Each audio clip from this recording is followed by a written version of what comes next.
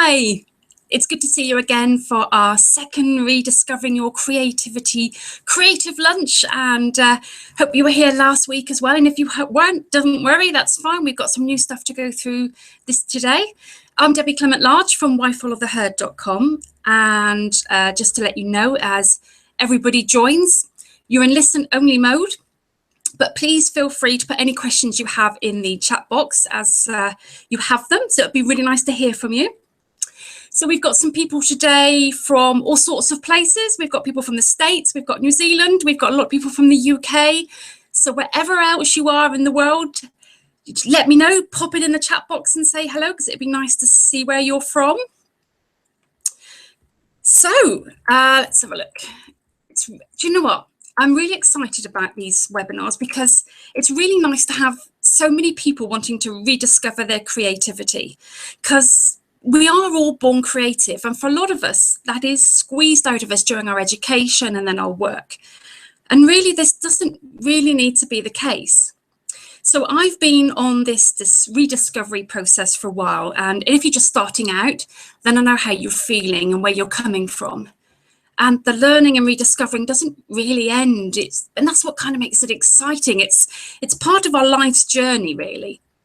So just to help you through that journey, I have some slides which I'd like to share with you.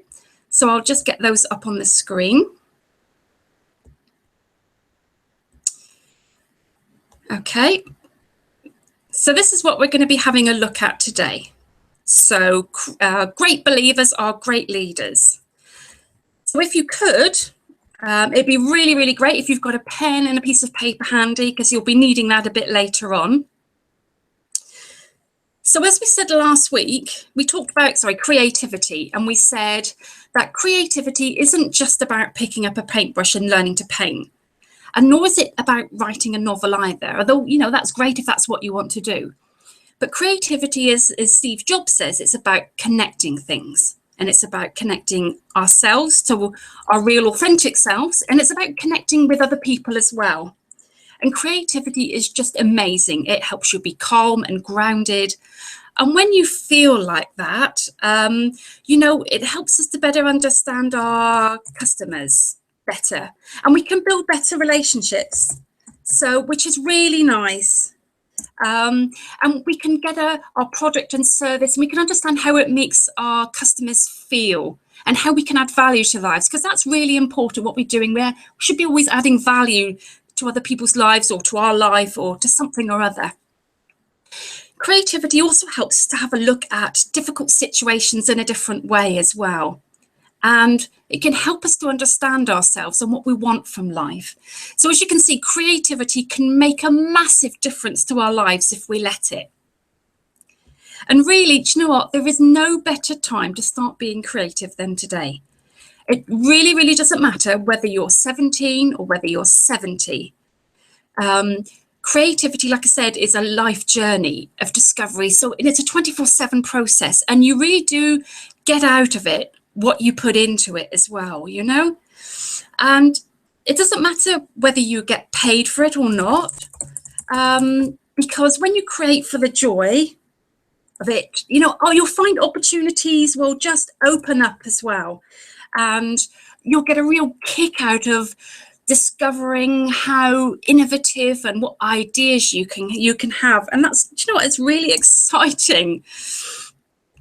So if we said last week, for those that were here last week, we came up with a tool that we were looking at. We were calling it our daily, I call it my daily muse or my daily dump, depending on what type of mood I'm feeling in. And if you missed this last week, this is about doing some writing and just jotting down your thoughts from your head. And the reason that we do this is because it helps us deal. We have about 2 billion bits of data that bombard us every day. And, you know, all that data, it's, you know, we're talking about all through our senses, our touch, our feel, our sight and sound, and, you know, and our emails and people talking, and, you know, just continual. And sometimes, I don't know about you, but you can just think, I just can't hear myself think, you know, it's that continual noise. And when you couple that with conforming to what other people want you to be, like when you're in a workplace, you know, you have to follow their rules, their procedures, maybe do things in a certain way. we can just end up morphing into something that really isn't us. And if you don't know this character, he's called Morph, and he's a plasticine character, and he's well known in the UK. And you know what happened to me when I was in my 30s? I was in a corporate job. I wasn't enjoying it. I felt stuck. And I kind of didn't want to get up in the mornings. And if you've ever felt like that, let me know, because, you know, that there's twice in different jobs that I felt like that. And when I did get into work, it was just full of rules and regulations. It was a really, really controlling environment. And, you know, I was a professional person working in this really totally controlling environment. And I was part-time, and external companies weren't recruiting part-timers. So, you know, I had to pay my bills. And I just felt the longer I was there, the longer the company just squeezed out any creativity that I had. I just felt like I was hemmed in. You know, if you ever go to a zoological garden and you see like a tiger pacing up and down an enclosure, that's kind of how I felt. You know, I was waiting for that time when the door would be open and I could bolt out. And being caught up in that experience just left me wondering who I was and what I wanted out of my life. When I look back, you know, I've done a lot of things in my life. I've acted on stage, I've written books, I then became a chartered management accountant. I'm internationally qualified business analyst. So I've done the business side and the personal creativity side. But I was left still wondering what on earth I'd done with my life and what I wanted out of it next. So the start of rediscovering who you are and what you want is to write daily. And if you were here last week, as I said, I hope you made a contract with yourself to write at least 3 sides of A4 or 6 sides of A5 a day, just anything that comes into your mind. It's about clearing the clutter. You can muse about things that are nice, or you can just dump your frustrations on the page.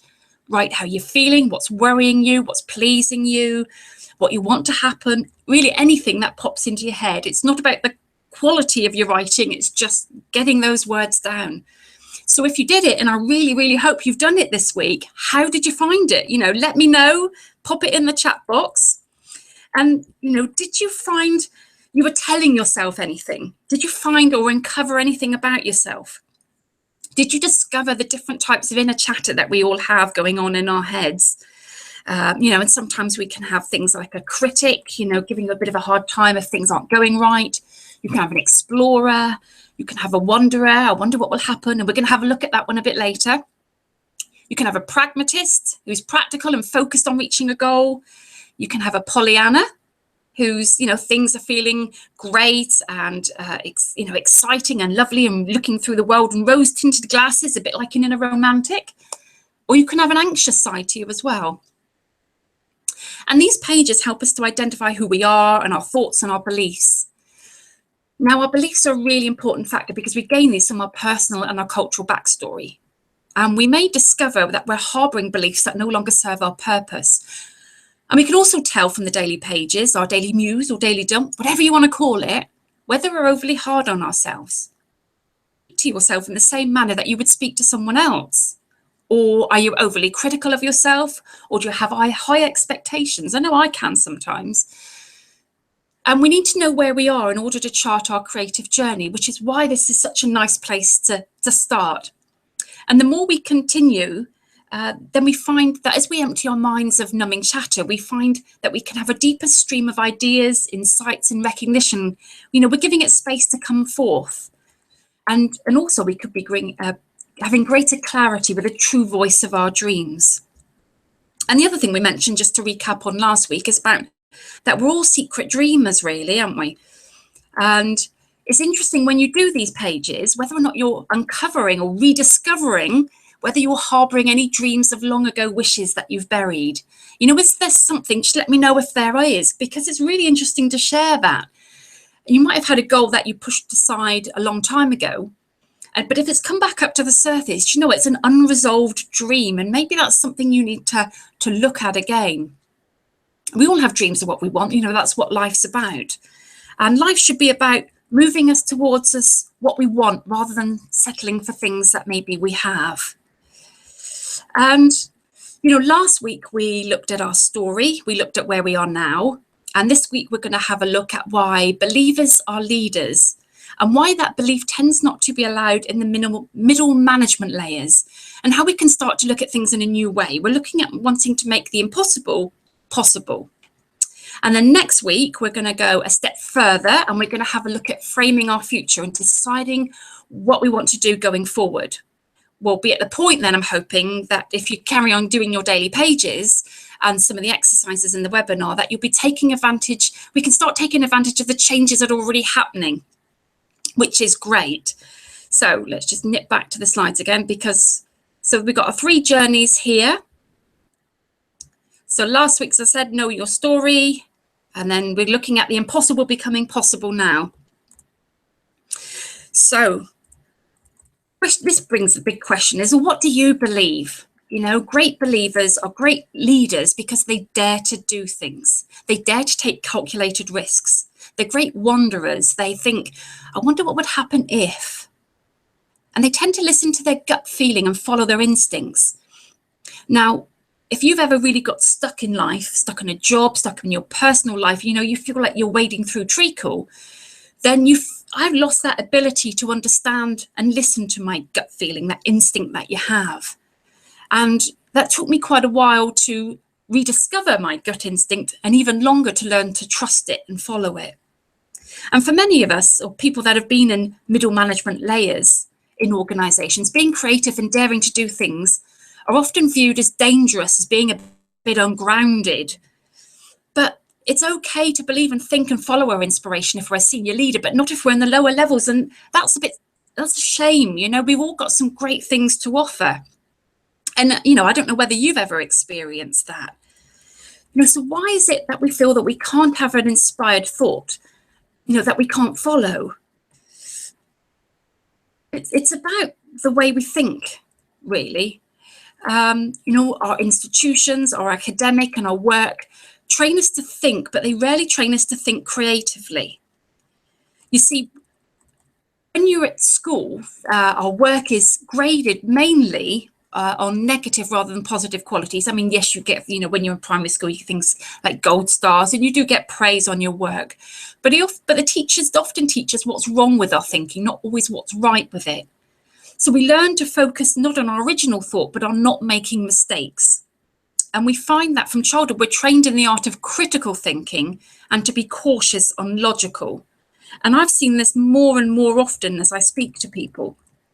And the thing is that our minds are amazing things, you know, and if you're in an environment where your thoughts and your feelings are stifled, we can find that the thoughts and commands from others generally seeps into our subconscious mind. Now, our conscious thoughts are like the man in the picture. They give direction and commands.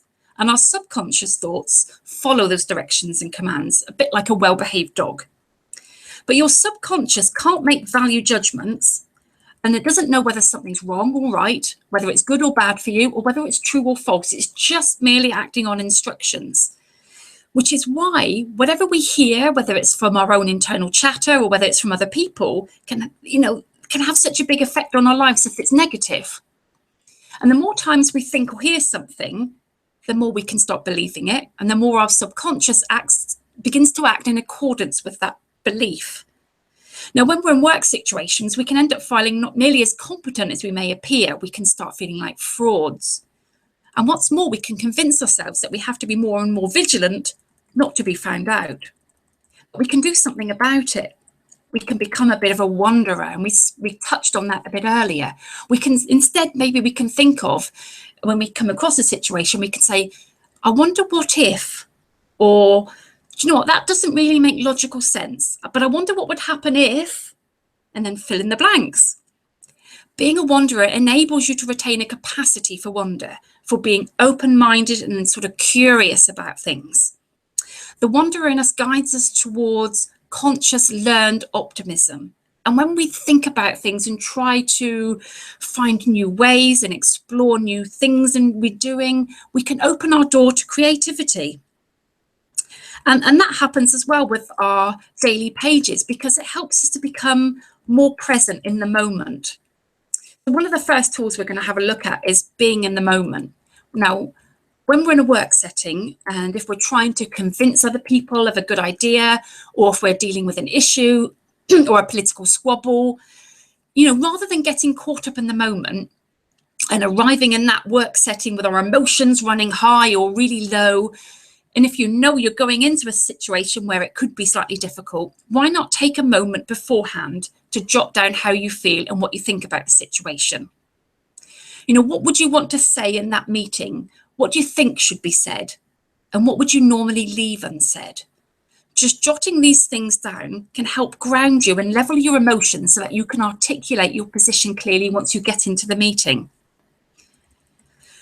And what will also is really good for helping you to become more calm and grounded is the first exercise, which is looking at giving yourself the gift of a creative break. Now, our work draws a lot of energy out of us, and even being creative draws a lot on our inner reservoir, and we need to consciously replenish and restore us as people and what we have inside us. And you may say, you know, what do you mean by a creative break? You know, I haven't got time to go anywhere or do anything. But there is a huge importance in treating ourselves gently and kindly, and it really doesn't have to cost much. I'm not talking about a big break. I'm not talking about a big holiday. Now, there's a story that I heard, and it was an accountant named Dave, and he'd been feeling really, really unhappy with his work. And he'd become, you know, he was just becoming more despondent, didn't feel, you know, wonder why he was doing there. And when he heard about the creative break, he resisted doing it. He said he didn't have the time to go out. We're just talking an hour or two a week. And when at last he did start taking this creative break, he discovered his love of rugs, of all things. And he spent his creative break times going around places that sold rugs. And actually, you know, some of them are really expensive, and he found he could get some for quite a good price. And he ended up making some really savvy investments. Now, one of his purchases he put in his office. And it became a bit of a talking point with his clients, and he felt he had more rapport and more banter with them.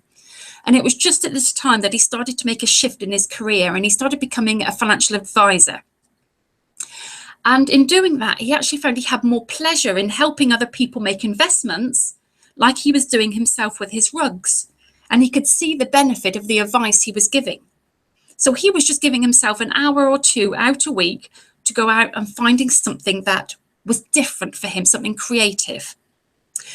So when you start giving yourself a bit of a creative break, you might find out how much that you may be a bit out of balance, you know, with life and with work and everything else. And just to be clear on this, it's really just an hour or two a week. And if you go to the gym regularly, that really doesn't count unless you haven't been to the gym for a long time, you know. So it's something different, and it doesn't need to cost much either. So just to let you know, a few of the things that I've done recently, I went to a Buddhist center for a meditation. I'd never been inside a Buddhist center before, but it was really great. I have to say, I came out feeling really chilled, and it was a really nice energy and vibe in there. And I've been to a yoga class, which is something I haven't done for ages either. And a couple of days ago, this week's treat was I went and had a sports massage, and I've never had one of those before either. And I might never have done that otherwise if I thought to myself, right, I've got to do something, you know, different this week. What am I going to treat myself to? And actually, sometimes when you take yourself out of your normal routine and do something slightly different, you might have some different ideas that come to you, which is great. And this works really well with the, you know, your daily pages, because you're giving yourself time out. It's actually giving yourself, your subconscious, time to think in the moment. Now, many senior managers find that it's a fact of life that their days are scheduled, and they can go right from the morning right to the evening. But our time at work isn't any other sort of time. It's the time our lives are all made up of. And the reason I'm talking about this is because I'm really trying to sell this importance of the creative break. And if you're not careful in a work, if you're just continually leading meeting to meeting to meeting and working and not having a break, we can just result in burnout and confusion. And what does sometimes happen is you can find some people are absolutely super successful in a business world, but they just feel like a fish out of water when they're at home. They find intimacy in a family setting really, really difficult. So they end up spending more and more time at work where they feel successful and they feel confident, but it only results in a damaged home life. So the re-emergence of a hobby, or finding a new hobby, or exploring new things, is a real sign of health, because it helps to fuel our creative flow. And our creative break is a way of training ourselves to be alone. It gives us time for reflection and to feel our own emotions. It helps us to build optimism in things. And just like doing your daily pages, that the whole creative living and the time out is a matter of listening to yourself and to act upon that listening. And when you give yourself more time to act upon that listening, you start to feel less threatened by other people's agendas and their expectations on you. And when you start to feel like that, you feel more capable of true cooperation. And although we may find more cooperation with people, it doesn't mean to say that we can always eliminate all our critics. It just becomes easier to talk to others. So now it's time to get that pen and paper to hand, because we've got a first writing exercise. So we're going to be having a look at our critics. So what do people say about us? Sometimes things will be fair, and other times we'll think actually what they're saying is really, really unfair. So on your piece of paper, have a think about what pains you. So list 3 pieces of criticism that you've received. Now, it could be recent, it could be a long time ago. And if it is a long time ago, that's really interesting, because that means it's really, really powerful within you. If you're still remembering it, you're bringing up that emotion that comes with it. So just quickly jot down 3 bits of painful criticism that you've had. And that could be from a work setting, it could be from a family setting, it could be from your childhood, it could be, anywhere, anything that you've received. Okay, so I'm hoping that's given you a bit of time just to jot down a couple of ideas. So if we carry on from that, now, what would your inner child say? What would be the perspective? So we've all got an inner child's perspective inside us. Just imagine that. So what would they say to the criticism? Would they say, I hate you? Or would they just tell that person who was criticizing you just to go away? Or as my daughter might say to me, whatever.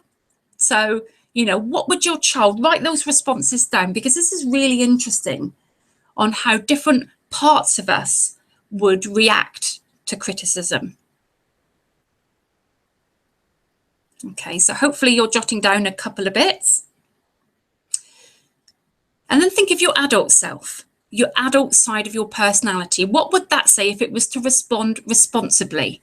Okay, not the knee-jerky bit that you want to get a bit arsey about, but the responsible side of your adult self. What would that say to the criticism that you've received? I mean, this would show a different side of us, a responsible and maybe a slightly wiser side than the child. And then finally, what would your adult, so we've done the adult self, sorry. What would your inner mentor say to the criticism? So imagine you've got an oldest and wisest part of yourself. Now, what would you say?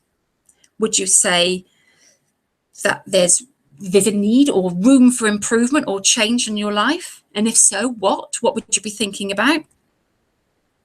And was there any positive wisdom that sprung to mind? Now, with these types of exercises, it's always really, really good to just say the first thing that comes into your mind. Don't worry about overly thinking about things. It's just whatever comes into the first part of your mind. And once you've thought about these things that you've been criticised for, then, and you've had a thought about that inner wisdom that you've had access to within you, and you know in your gut when things are right or wrong, because we all have a bit of a feeling whether things are unfair or whether things are, the criticism was just or not.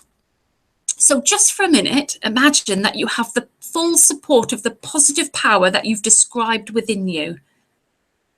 So on your piece of paper, draw a line down the middle and label the left-hand column fear and the right-hand column faith.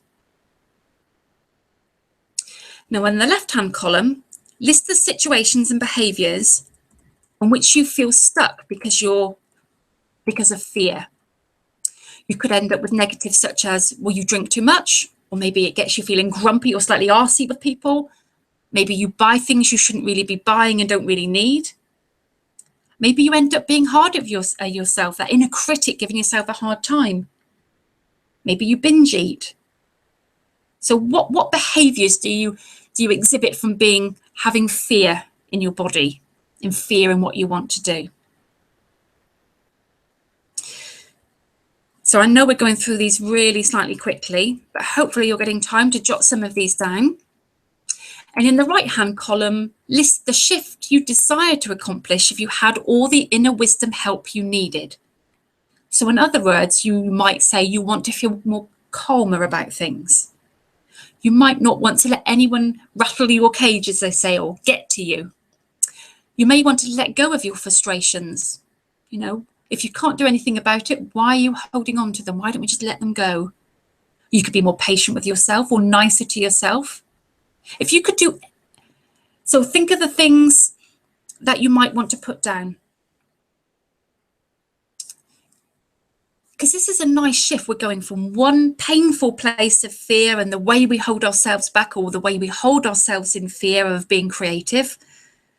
Maybe we buy things to replace the things we might like to do. And now this is how we would feel if we just knew that we have that positive ability within us to be able to handle any situation and things that we might like in our lives. Okay, so I hope you found that exercise really helpful, because the last thing we're going to have a look at now is to say, if you could do anything in your life, or if you could be anything in your life, what would you do? Jot it down. And it's interesting, as you know, when you write these things, or when you think about these things, are they things that you've wanted to do for a very long time? Are they things that are more recent things? We do change, our perceptions and our wants change as we go through our life's journey. Are they, you know, if they're things that have been there a long time, is it because we haven't given ourselves a chance to do things? Have we explored it and discounted it, but still want to do it? You know, is there anything that's holding us back? Is it the fear? Are we afraid of doing it? Well, if we could take away that fear, and you knew that you had all the positive resources within you to be able to do something, what would you do? Because, you know, we don't want to get to the end of our lives one day and look back, hopefully, upon a life well lived and just regret not having given your dreams a go. And if you have a dream, I'm a really strong, you know, I'm a believer that if you have a dream, then you have all the resources within you to be able to turn that dream into reality. Now, that doesn't mean to say that that dream is going to be easy, or that you won't come against any obstacles, because that's not necessarily the case. But it does mean that you have the ability and the resources within you, and to be able to obtain them externally from other people, to bring your dream into reality. So we're going to use this going forward into next week. And this is going to start off a journey into things that we do want and what we'd like in our future. And you must remember that you're not alone. You know, we all have fears. We all have things that hold us back. And we all have dreams. And maybe we're afraid of sharing our dreams sometimes with other people because, well, we don't want to be laughed at, do we? We don't want them to think that we're being silly, or what do you think you can do that for? Because we can. There is always a creative way of finding a way to do something and to get that creative side into us. But it's useful to know where we are. So don't forget, write your daily pages. If you're feeling good, muse about nice, good things. If you're feeling frustrated and a bit fed up with something, dump those down onto the page.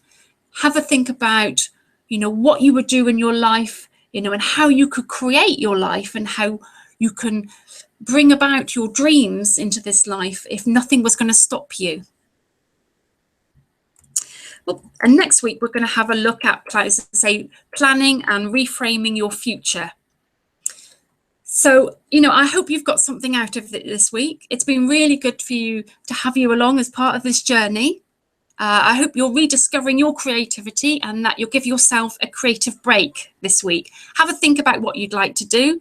You know, there's lots of opportunities around. As I said, even if it's just a case that you take yourself to a park or sit by a river or go out on some moorland, or just do something different.